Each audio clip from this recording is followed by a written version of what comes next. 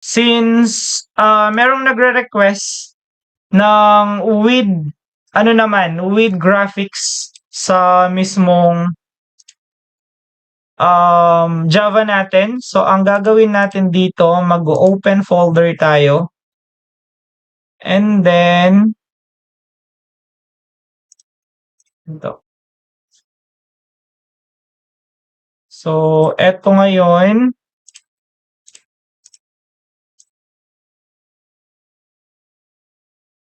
So, ang gagawin natin guys, with graphics naman siya. No, may nag-request lang na explain daw natin kung paano yung with graphics naman sa Java. So, ang unang gagawin natin, meron akong motorcycle repair Java dito. So, folder siya kasi it's a whole system yung pinapa-explain niya. So, ang unang gagawin natin is magdi-declare tayo dito ng main method natin. So, file, lalagay natin yung main.java. So, enter natin siya. And then, next naman is maglalagay tayo ng game panel.java. So, dalawang file, isa para sa main, isa para sa game panel. So, we will work first sa mismong main natin. So, sa main natin, guys, dito natin dinideclare yung mismong frame natin, njPanel. So, ang gagawin natin is first ay meron tayong main dito. So, ang gagawin natin, public static, tapos lagay natin yung main. And then, after nun, lalagay natin yung public static void. Then, ang gagawin natin dito is main, tapos string, yung ating bracket, then args, then opening and closing. Ay, bakit di siya nagke-create? So, delete ko lang siya ulit. Wait lang. So, dito ay gagawa tayo ng main.java. Yan. So, try ulit natin. Public static void main, then string bracket args. Okay, so ito ngayon yung main function natin. So, sa main function natin, ang gagawin natin dito is magkakaroon tayo ng tinatawag na frame. So, magke-create kasi tayo ng frame. So, ang frame na yan, tatawagin natin siyang window. Tapos, we will declare yung new JFrame natin. Yan. So, automatic, mag-i-import yung javax.swing.jframe natin. So, ngayon, meron na tayong frame na pangalan ay window. Okay? So, ang gagawin ngayon natin, we will call out yung window na yan. And then, sasabihin natin sa kanya na isa-set natin yung title ng window natin. So, yung title ng window natin is Motorcycle Repair System. Okay? Tapos, sabihin natin service entry. And then, semicolon. So, ngayon, meron tayong JFrame or meron tayong window at ang pangalan ng window natin ay Motorcycle Repair System Service Entry. And then, next naman is we will call out again yung window natin. Then, sasabihin natin set default close operation. Then, yung i-close natin will be yung JFrame natin. That exit on close. Yan. And then, semicolon. So, ang purpose naman nito is, ito yung sa exit natin. Kung mapapansin nyo, every browser, every window natin, meron silang X. So, kapag kinlik natin yon, magko-close everything. Even sa mismong background natin. So, exit on close ang gagamitin natin. Then, after nun, tatawagin natin si window ulit. Then, sasabihin natin that set resizable. So, ayaw nating maging resizable yung ating window. So, isa-set natin siya into false. Then, semicolon. So, hindi mariresize yung mismong window natin. Then, yung pangalawang file natin, tinatawag natin siyang game panel. So, ang gagawin natin, itong main file natin, i-connect natin siya sa isang file na tinatawag natin ay game panel. So, paano ba natin gagawin yon? So, ang gagawin natin, first, balik tayo sa main.java. Then, after nun, i-call out natin si game panel. And then, mag-create tayo ng magiging variable ng game panel natin. And we will call it panel equal to new game panel. And then, semicolon. So, ngayon, mapag-connect na natin itong main natin at saka yung game panel natin. Now, next naman, ang gagawin natin is tatawagin natin si window dot add. So, i-add natin yung game panel natin, which is yung panel. So, ibig sabihin ngayon, connected na yung dalawang file natin. Oh, may error siya. Window.add panel. Baka ano lang to. Bug sa mismong compiler ko. So, next naman is lalagay natin yung window.pack. So, ito naman guys, ginagamit natin yung window pack para automatic nagre-resize or automatic nag-fit lahat ng mga components natin later on sa mismong panel natin. Okay, so next is window. Call out natin siya ulit. Set location relative.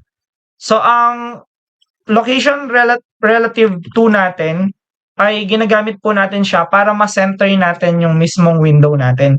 And we will set it null kasi ayaw natin na nasa right side, left, nasa baba. Gusto natin center yung mismong Windows location natin. Then, ang gagawin natin, window.set visible. So, isi-set natin yung visibility ng window natin into true. Para pag nag-run tayo, makikita natin yung mismong window natin. Okay? So, yan yung first part ng main method natin. And after natin ma-set yung settings natin dito sa window, pupunta naman tayo sa mismong game panel natin.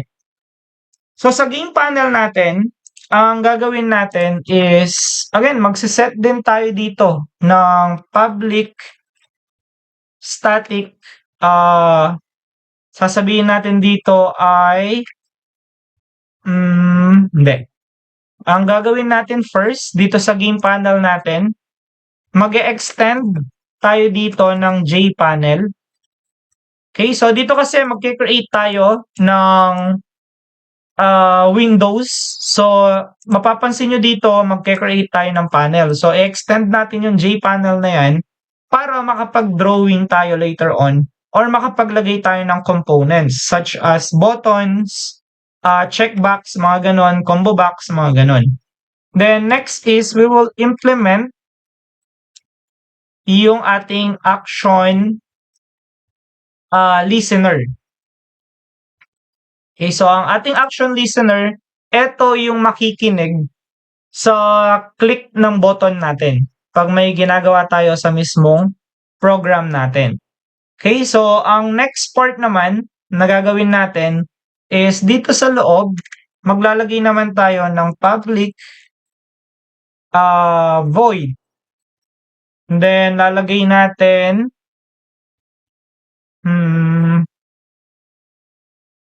mamaya na to.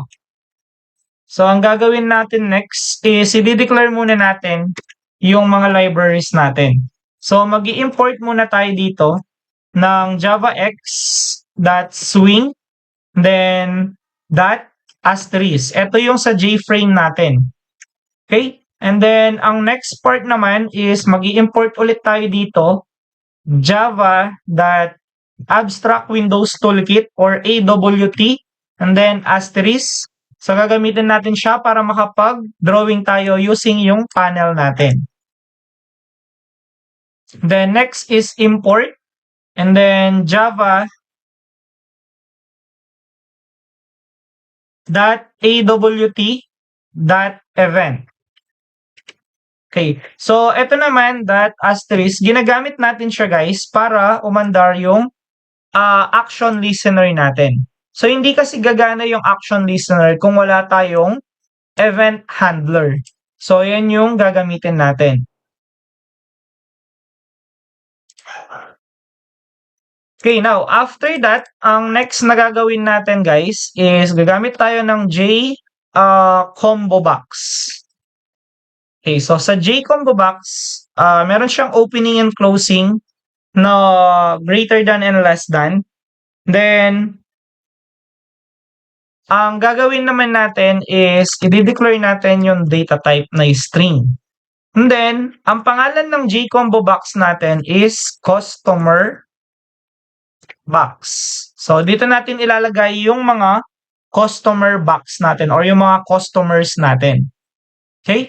And then, after nun, ang next naman is i-declare ulit natin yung combo box natin. And then, gagamit naman tayo dito ng service box. Ito yung mga list of service na ipoprovide natin as a mechanic. Mga ganon. Now, kailangan natin yung text field. So, yung text field natin, capital T ito. Yan. So, yung text field natin, gagawin natin sa kanya ay maglalagay tayo ng variable na tatawagin natin na parts field. And then, semicolon. And then, after nun, next ulit, copy ko na lang siya, paste, and then papalitan lang natin yung variable niya into labor field. Okay, so next is maglalagay tayo ng another. Pero dito, papalitan ulit natin siya ng total field. So, yan yung mga variables na gagamitin natin sa program natin na to. So, after nun, of course, since ang ating mini system ay kailangan niya ng button, so maglalagay tayo ng button. And then, ang variable natin is compute. Sabihin natin na button. Then, semicolon. Then, next naman, copy natin siya. Paste. Tapos, ang gagawin natin dito, papalitan lang natin yung variable into save button. So, meron kang taga-compute, meron kang taga-save ng mga i-compute natin. Okay? So, ang next naman ay gagamit po tayo ng constructor. So, ang constructor guys, ito yung magiging taga-build natin sa mismong game panel natin. So, ang gagawin natin, meron tayong public dito. Then, we will call out yung game panel natin. Then, opening and closing parenthesis. And then, meron tayong opening and closing curly bracket. Okay. So, after that, ang sasabihin natin dito, this whole game panel, guys, isa-set natin yung kanyang preferred, yung kanyang preferred size. At ang kanyang preferred size is new dimension. At ang kanyang dimension, guys, is 500 by 400 po siya. So, ibig sabihin, kapag niran natin yung program, ang magiging window size natin ay 500 to 400 po siya. Or 500 by 400. And then, this game panel naman, yung kanyang layout, okay, isa-set natin yung layout niya into null. So, ibig sabihin, wala tayong preferred na layout para sa magiging system natin. So, ilalagay lang natin by default lang siya. Then, after nun, dito na yung ating customer. So, i-create na natin yung customer natin para sa customer box natin dito.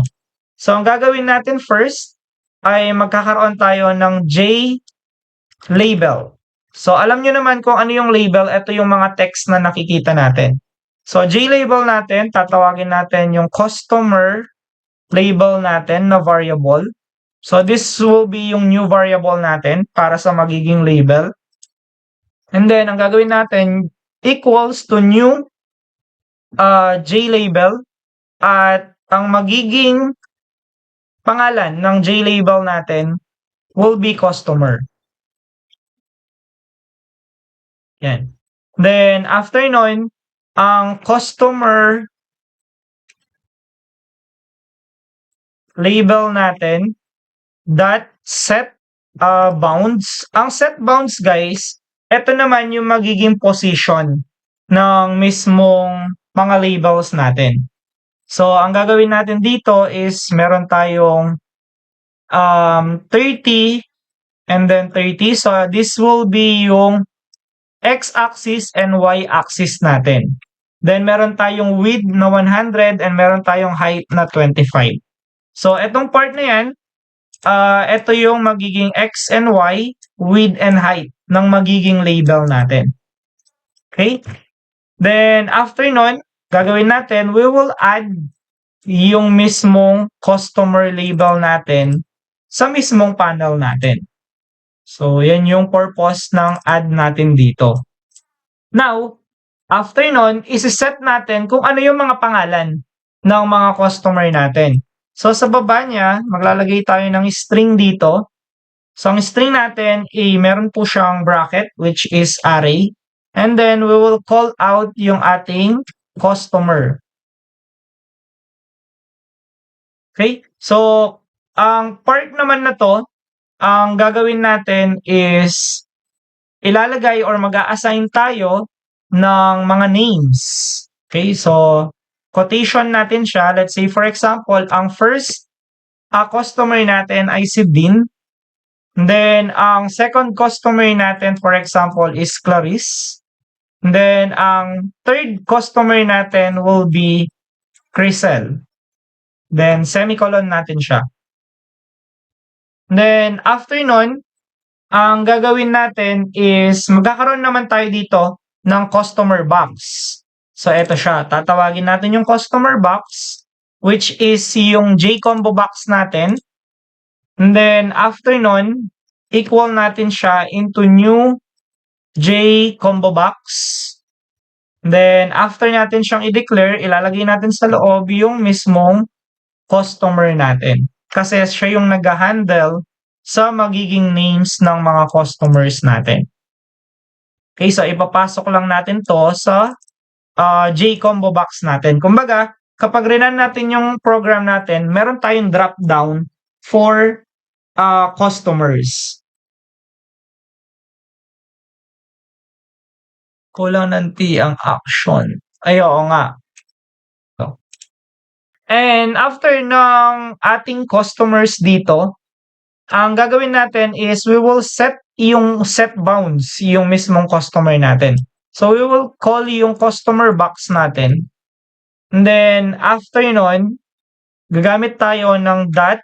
Then, we will call out itong set bounds natin para magkaroon siya ng x and y and width and height naman.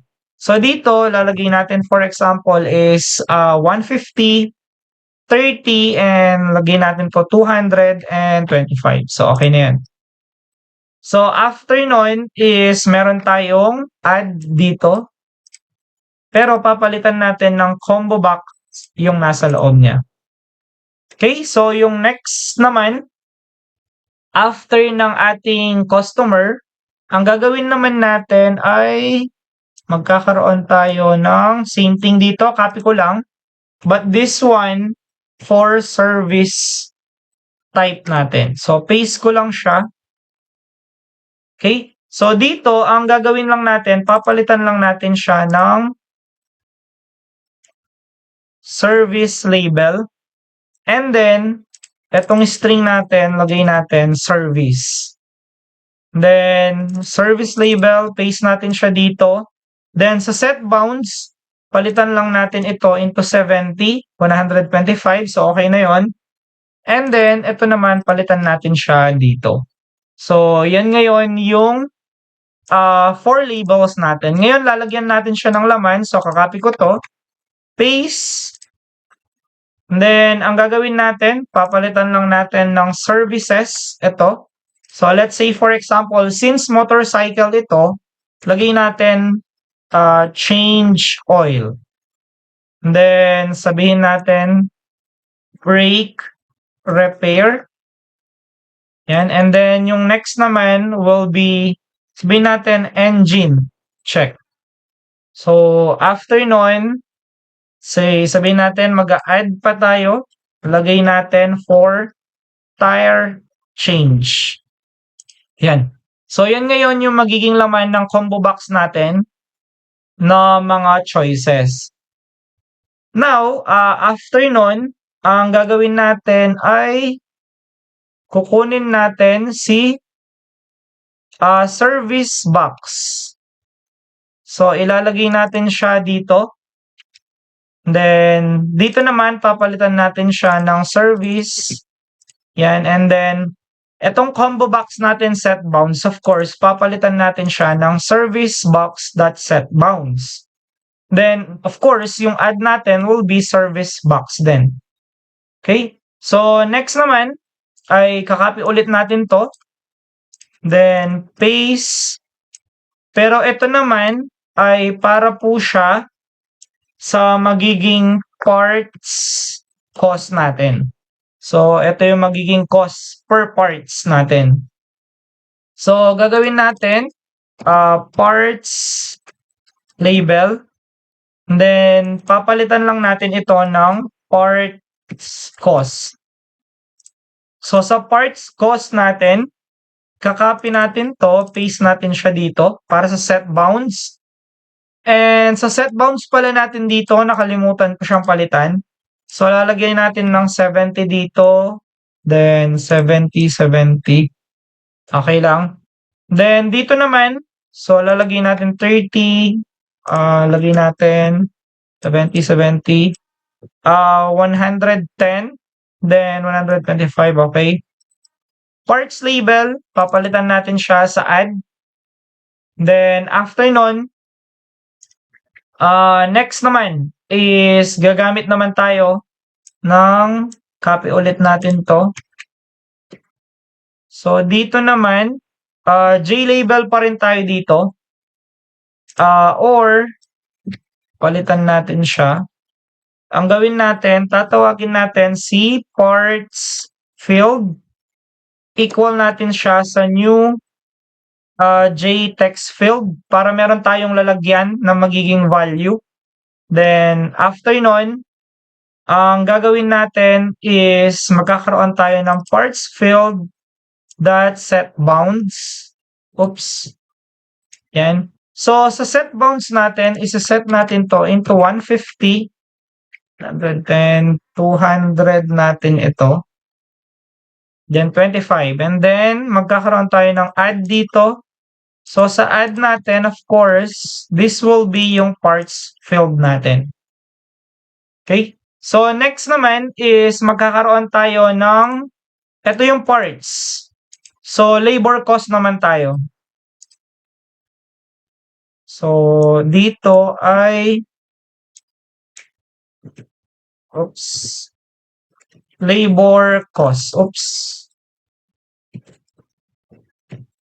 Yan. So, sa labor cost natin, ang gagawin natin dito, syempre, J-label yan kasi naka-label lang tayo. So, lalagay natin labor label.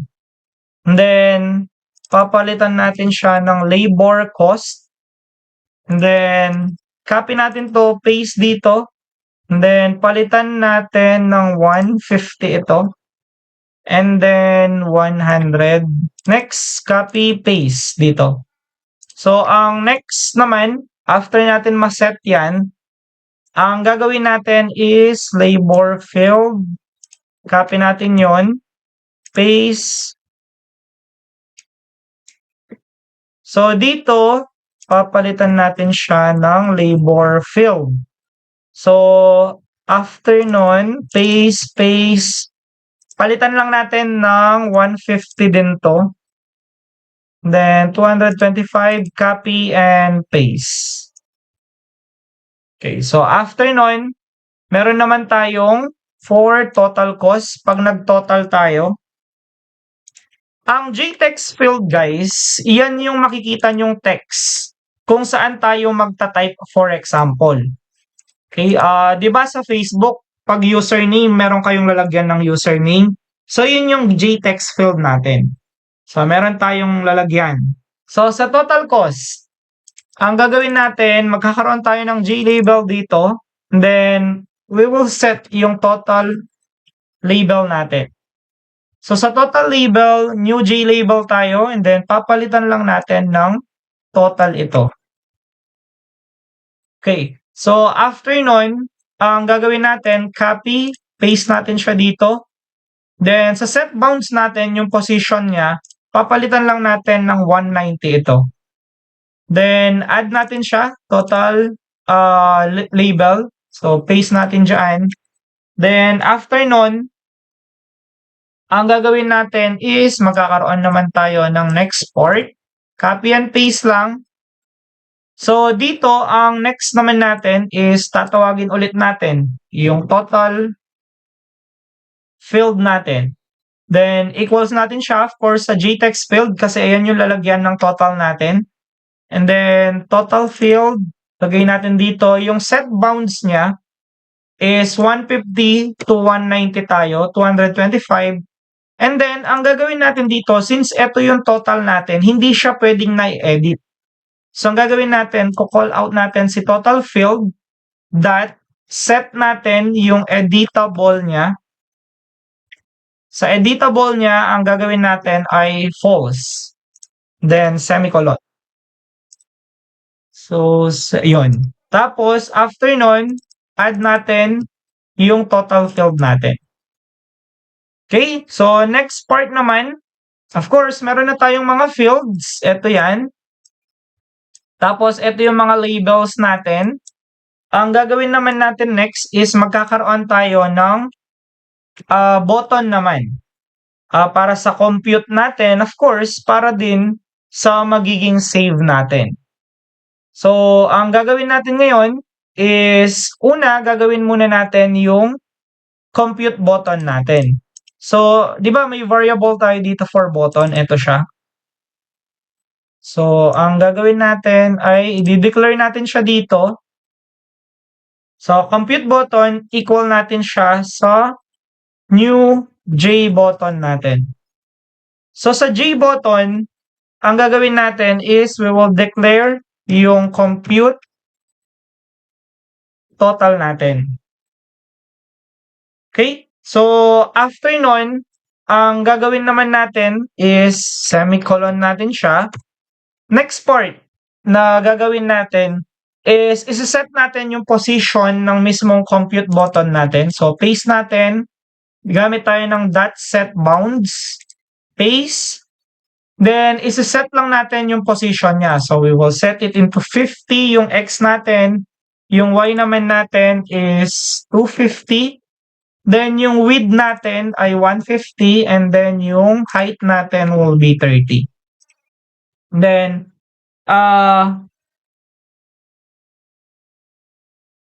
after nyan, gagawin natin dito is mag-add action listener tayo. Di ba dito sa taas, nag-implements tayo ng action listener. So, ang gagawin natin, dito sa baba, ang gagawin natin, we will call out yung compute.button natin, then dot, tapos mag-add action listener tayo. So, sa add action listener, we will put yung this dito kasi we want yung compute button na ito to work properly kapag kinlik siya ng magiging user natin. Then, we will call yung add natin. So, sa add natin, ilalagay natin yung compute button natin and then, semicolon na natin siya. Then, next part is copy natin siya. Same sa button pa rin yan. Etong part kasi na ito, compute siya. Then, ito naman, yung save. Then, after nun, Callin natin yung variable natin for save button. And then, after nun, ang gagawin natin na next is papalitan lang natin to, yung text natin into save. Okay? So, after nun, of course, kunin natin to, paste natin sa set bounds naman natin. Lagay natin to 20. And then, next is 250, 100, and then 30. Then, after nun, save button. Then, add action listener. And then, dito naman sa ating add, para ma-add siya sa mismong panel natin, we will use yung add natin. Tapos, ilalagay natin yung save button natin. So, after nun, ang next naman na gagawin natin is magde-declare tayo dito ng public void action perform. So, perform. Yan. Tapos, after nito, meron tayong opening and closing parenthesis. Lalagay natin yung action event natin at yung variable natin, short for event, and then opening and closing curly bracket natin. Okay? So, after nun, ang next is gagawa tayo ng if dito. So, sa if natin, kukunin natin yung action event natin, get source. So, yung get source natin, of course, kukunin natin yan sa mga button natin. Then, equal natin siya sa compute button natin. Okay?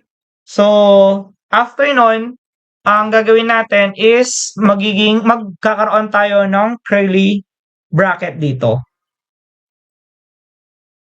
Tapos, ang next part naman is magkakaroon tayo ng try and catch dito para at least kapag kinompute natin yung total, hindi mag-error or hindi magka-crash yung program natin. Ang gagawin natin dito is meron tayong try. So, ang pinaka-purpose natin dito is para hindi mag-crash yung program natin. So, sa try natin, we will set yung ating magiging mga variable. For example, di ba nga dito meron tayong nasaan na yun? Meron tayong parts. Nasaan na yun? Basta. Dito meron tayong variable na double, tapos parts. Okay? And then, after nun, ang gagawin natin is double parts. Equal natin siya ngayon sa double. Oops. Yan. So, equal natin siya sa double. Alam ko capital to eh. Ayaw. So, double dot. Gagamit tayo ng parse double. Oy. Yan. Double dot or opening and closing parenthesis. Hindi siya nag-highlight. So, let's try yung capital. Yan. So, try natin. But ayaw. Wait lang. So, try natin yung parts field natin that get text. Then, opening and closing, and then yung parenthesis natin. So, meron tayong error dito. So, lagay ko lang yung catch. Yun. Tapos, yan. So, ang gagawin natin sa catch, dito na part. So, kakopy ko na lang to. Paste, tapos lalagay ko labor sa part na to. And then, ito naman yung labor field natin. Yung dineclare natin kanina na variable. So, labor field. Tapos, sa magiging computation ng parts and labor natin, magkakaroon tayo dito ng double total. And then, equal natin siya sa parts plus yung magiging labor natin. Then, semicolon. Then, after nun, meron tayong total field kung naaalala nyo. Then, dot, ang gagawin natin, set text. So, isa-set natin yung total field natin. So, ang gagawin natin, we will declare yung variable na data type na string. And then, kukunin natin yung value ngayon of ng total natin. Then, semicolon. So, lang natin. After nun, pag nakuha na natin yung pinaka-total, sa catch naman tayo. So, lalagyan natin siya ng opening and closing parenthesis. Tapos, ang next na gagamitin natin is, ang gagawin natin dito, ilalagay natin yung exception.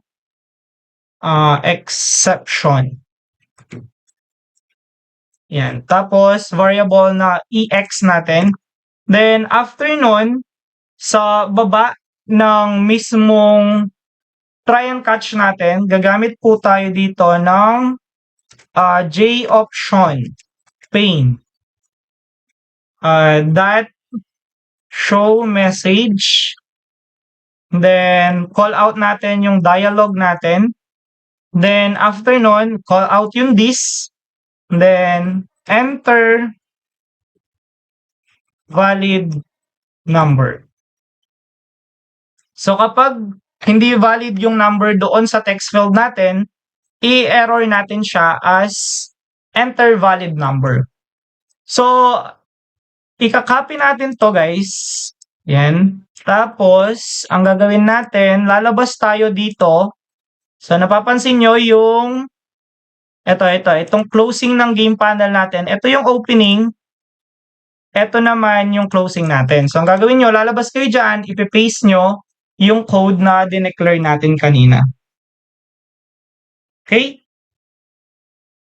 After nun, ang next naman na gagawin natin is magkakaroon tayo dito ng same thing. No? Para naman siya sa save button natin. So, ang gagawin natin, so ito yung closing ng if natin, pero nasa loob pa rin tayo ng action perform. So, dito tayo. So, let's do a nested if dito. Tapos, ang gagawin natin, same thing, copy ko na lang siya. Ayan, tapos, ang gagawin natin dito, papalitan natin si compute natin into save button. Yan. So, after nun, ang next naman na gagawin natin is magkakaroon tayo dito ng string. Then, we will call out yung customer natin. Equal natin siya sa data type na string. And then, ang gagawin natin is we will call out yung customer box. Tapos, get selected item. Then, semicolon. So, ito yung part na kung saan customer. Kapag meron tayong kinlik doon sa combo box natin, kukunin yon ng program na to. So, yan ay for customer natin. Ito naman ay para po siya sa service natin. Okay? So, ito naman, papalitan natin siya ng service box.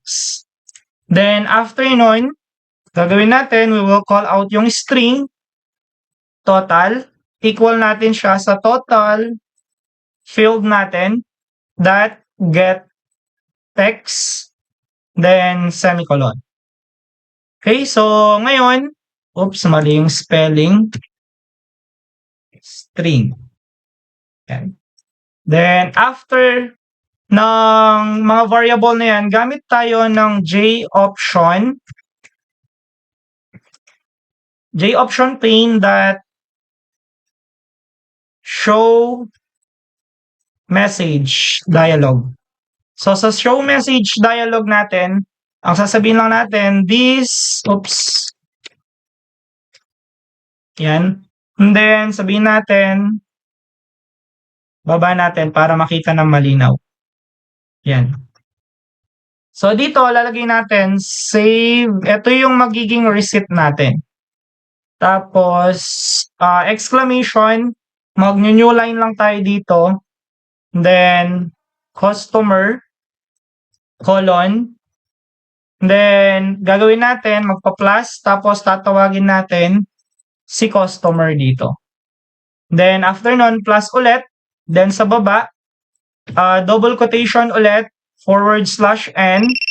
Then, ang gagawin natin is service, colon, then plus, call out natin si service dito, then plus ulit, then after nun, double quotation, /n, then kunin natin si total, label muna, total, and then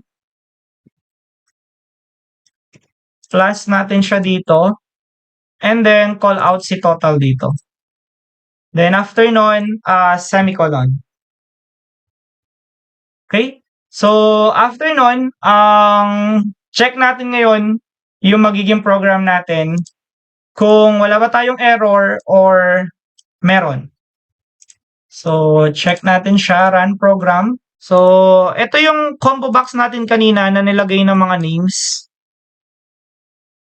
So, for example, din, ang pinapapalit niya yung brake repair. Sabihin natin 300 yung cost. Tapos, 70 naman yung labor niya. So, compute. So, 370. Then, pag nag-save tayo, yan. Customer name, din, service, brake repair. Total, 370.